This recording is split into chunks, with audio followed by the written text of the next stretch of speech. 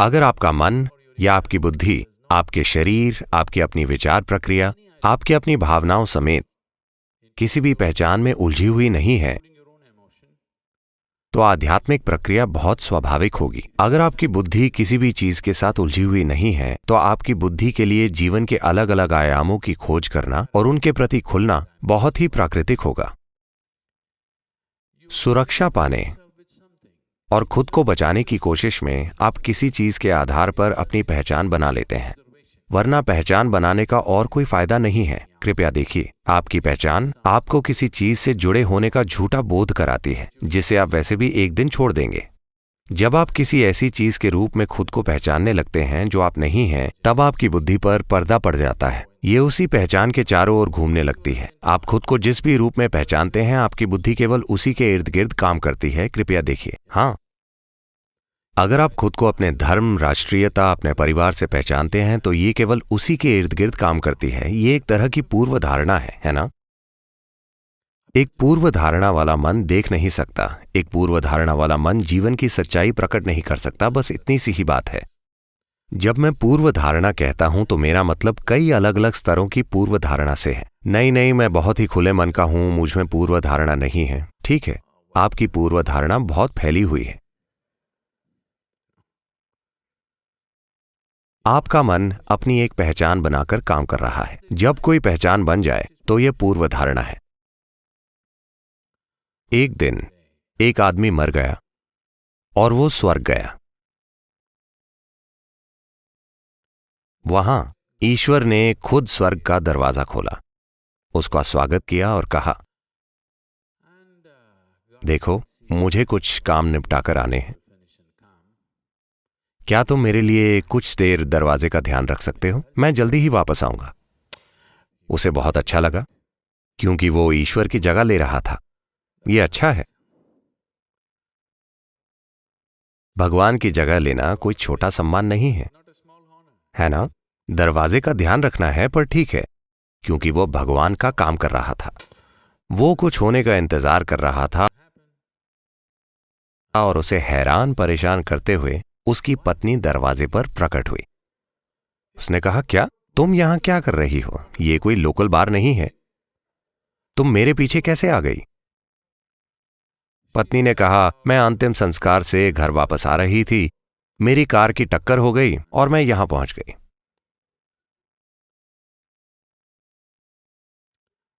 जब वो दाखिल हुआ था, तो ईश्वर ने उसके सामने एक परीक्षा रखी थी। जब वो दरवाजे पर आया था, तब ईश्वर ने उससे पूछा था, देखो मेरे बेटे, तुम यहां आए अच्छी बात है, पर अगर तुम स्वर्ग में प्रवेश चाहते हो, तो तुम्हें एक शब्द बोलना होगा। तो उसने सोचा, हे भगवान, क्या ये बूढ़ा आदमी स्कूल टीचर है? ये स्पेलिंग के लिए कह रहा है। क्या यहां भी कमबख्त स्पेलिंग टेस्ट होते हैं? ईश्वर ने कहा, चिंता मत करो, ये एक सरल शब्द है। क्या शब्द है प्रभु?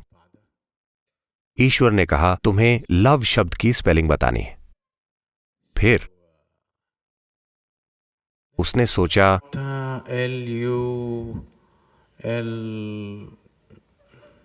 उसने कई लोगों से आई लव यू कहा था, पर उसने कभी कोई पत्र नहीं लिखा था। इसलिए उसने सोचा, LULVLOLOVE। ईश्वर ने कहा, तुम पास हुए, आओ। उसने कहा, ठीक है, मैं अंदर पहुंच गया। अब जब उसकी पत्नी आई, तो उसने कहा, ठीक है, तुम यहां आ गई हो, पर अंदर जाने के लिए तुम्हें एक स्पेलिंग बतानी होगी। पत्नी ने कहा, चलो भी, अगर तुम एक स्पेलिंग बताकर अंदर जा सकते हो, तो क्या मैं नहीं जा सकती? मुझे वो शब्द बताओ। उसने पत्नी की ओर देखा और कहा, चेकोस्लोवाकिया।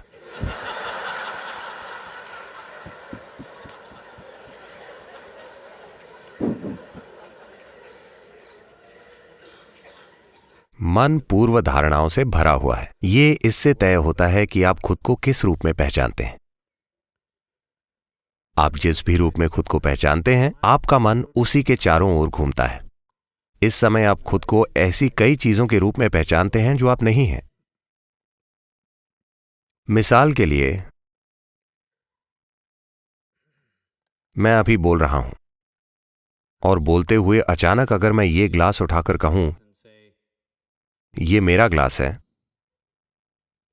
तो आप सोचेंगे लगता है सद्गुरु को कोई परेशानी है। लेकिन ठीक है, सभी कहते हैं सद्गुरु बुद्धिमान हैं, चलो सुनते हैं। थोड़ी देर बाद मैं कहूं ये मैं हूं, तो आप कहेंगे चलो अब बहुत हो गया।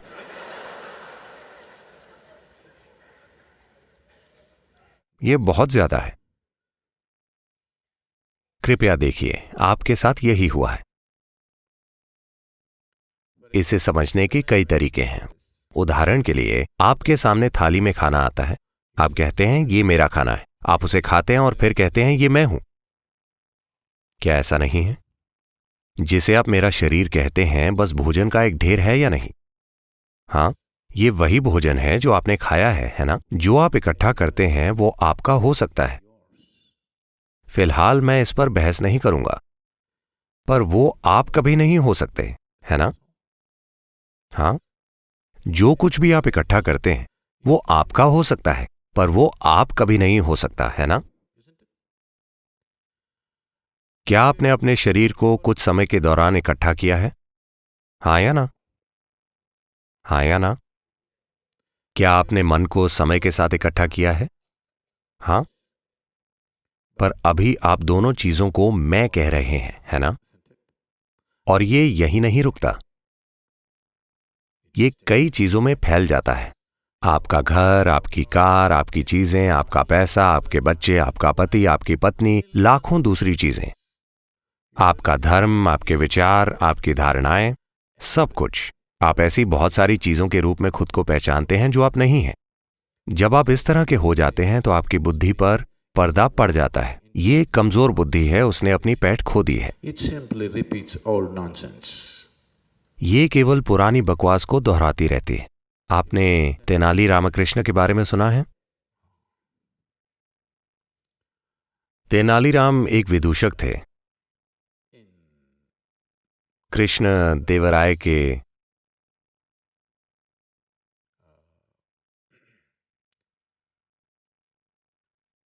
दरबार में अकबर बीरबल के साथ भी ऐसी ही चीजें हुई, पर हम दक्षिण भारतीय कहानी पर ध्यान देंगे। जब कृष्णदेवराय छोटे बच्चे थे, तब कुछ राजनीतिक कारणों से उनकी मां को कुछ ही महीनों के कृष्णदेवराय को देखभाल के लिए किसी दूसरी औरत के पास छोड़कर कहीं जाना पड़ा। 18 महीनों से ज्यादा समय तक वो बच्चा मां से अलग रहा, पर उसे दूसरी महिला पाल रही थी, जिनका अपना भी एक बच्चा था जो कृष्णदेवराय से कुछ ही महीने बड़ा था। तो इस स्त्री ने कृष्णदेवराय को अपने बच्चे की तरह पाला। उन्होंने कृष्णदेवराय को अपना दूध पिलाया और वे बड़े हुए। बाद में उसकी मां ने वापस आकर कृष्णदेवराय को वापस ले लिया और उसके बाद वे एक महान शासक बने। तो वो बच्चा जो उस दूसरी स्त्री का बच्चा था, कृष्णदेवराय ने उसे हमेशा अपने भाई की तरह माना, एक बड़ा भाई। क्योंकि हमने एक ही मां का दूध पिया है इसलिए हम भाई हैं, वे ऐसा मानते थे। तो आभार प्रकट करने के लिए उन्होंने उस लड़के को कुछ गांव दे दिए और कहा आप अपना राज्य बनाओ। इस देहाती को कुछ चीजें मिल गईं और कुछ ही सालों में उसने सब कुछ गंवा दिया और फिर से उसी स्थिति में पहुंच गया।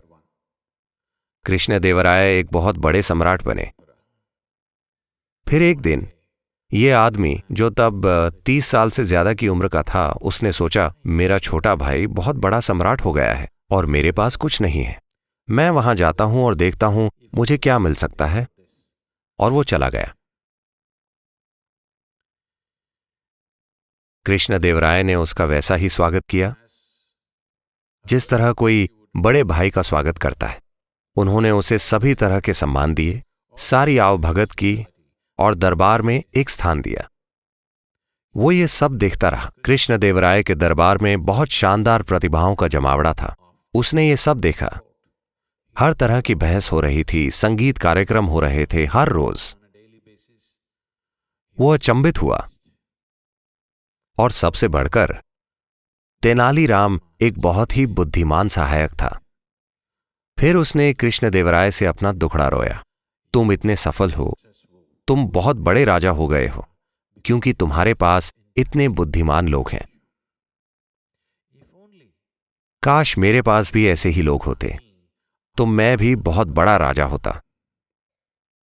खास तौर से ये तेनालीराम, अगर मेरे पास ऐसा कोई होता तो मैं भी एक बहुत महान शासक होता। तो कृष्णदेवराय को यह सुनकर बुरा लगा और उन्होंने पूछा, मैं आपके लिए क्या कर सकता हूं मेरे भाई? उसने कहा, अगर तुम इस तेनालीराम को मुझे दे दो तो मैं जाकर अपना महान साम्राज्य बनाऊंगा। तो कृष्णदेवराय ने तुरंत तेनालीराम को बुलाया और आदेश दिया, आपको मेरे भाई के साथ जाना होगा, उन्हें आपकी जरूरत है। तो तेनालीराम ने कहा, ओ आपके बड़े भाई को मेरी जरूरत है, मैं उनके साथ अपने बड़े भाई को भेज सकता हूं। कृष्णदेवराय को यह विचार अच्छा लगा क्योंकि वे तेनालीराम को खोना नहीं चाहते थे, पर साथ ही उनका बड़ा भाई भी उसे मांग रहा था।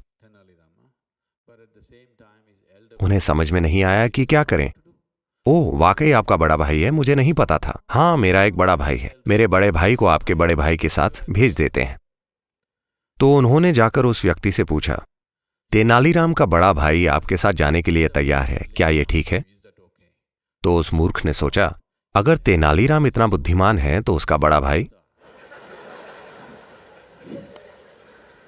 उसने कहा, ठीक है। अगले दिन उसे जाना था और एक बड़ी विदाई आयोजित की गई। फिर दरबार की भरी सभा में सभी इकट्ठा हुए और तेनालीराम एक बैल के साथ दाखिल हुए। वे दरबार में आए।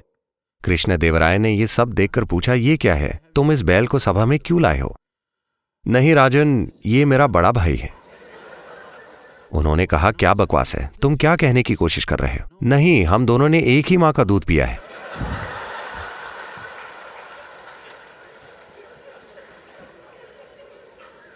जब आप ऐसी चीज के रूप में खुद को पहचानने लगते हैं जो आप नहीं हैं, तब आपकी बुद्धि किसी काम की नहीं होती, ये बस दोहराती रहती है। So this repetitive intelligence is what we are referring to as karma. तो इस दोहराने वाली बुद्धि को ही हम कर्म कहते हैं। जब हम किसी को पहले से तय ढर्रों से गुजरते देखते हैं, चाहे वे कितनी भी अच्छी परिस्थितियों में हों। आज सुबह सूरज बहुत अच्छी तरह से ऊपर आया पर कोई दुखी है। फूल खिल रहे हैं, मौसम अच्छा है, सब कुछ शानदार है, पर कोई दुखी है। तब हम कहते हैं, अरे ये उसका कर्म है। हम ये क्यों कह रहे हैं? ये उसकी अपनी करनी है, क्योंकि उसने ऐसे पैटर्न बनाए हैं जो खुद को दोहराते हैं। वो सूर्योदय का आनंद लेने में सक्षम नहीं है, वो सुंदर मंद हवा का आनंद लेने में सक्षम नहीं है, वो फूलों की सुगंध लेने में सक्षम नहीं है। उसके कर्म चल रहे हैं, उसके सिर में जो चल रहा है वो उस पर राज कर रहा है। ये कर्म है। कर्म का अर्थ है करनी, आपकी करनी, या दूसरे शब्दों में जीवन का आपका अनुभव 100% आपकी करनी है। ये किसी दूसरे की करनी नहीं है।